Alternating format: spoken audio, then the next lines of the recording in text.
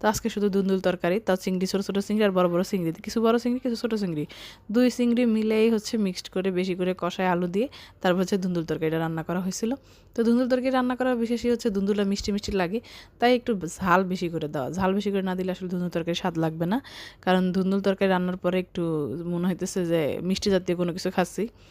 আর ধুন্দুল, সব ধুন্দুল মিষ্টি না, কিন্তু এটা একদম খুব ফ্রেশ ধুন্দুল ছিল, যেটা কিনা দেখতে আপনারা পাচ্ছেন খুব সুন্দর ফ্রেশ।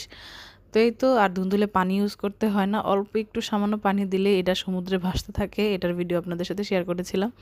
তারপরও লাস্টে আপনাদের সাথে দেওয়া আরেকটা হচ্ছে, এই যে পেজে লাল বাতি জ্বলতেছে, এত অ্যাক্টিভ থাকার পরও গ্রামে গেছিলাম, গ্রামে যাওয়ার পরও মোটামুটি চেষ্টা করছি দিনে 4-5টা ভিডিও দেওয়ার, দিছি। বাট হয়তো মানুষের ভিডিওগুলো একটু বেশি কম দেখা হয়েছে, বাট অ্যাক্টিভ থাকার চেষ্টা করছি, তারপরও লাল বাতি জ্বলে গেছে। কী আর করা, লাল বাতি জ্বললে। তারপরও চেষ্টা করব, ধৈর্য ধরে থাকবো, দেখি অবশ্যই ধৈর্যের সাথে সফলতা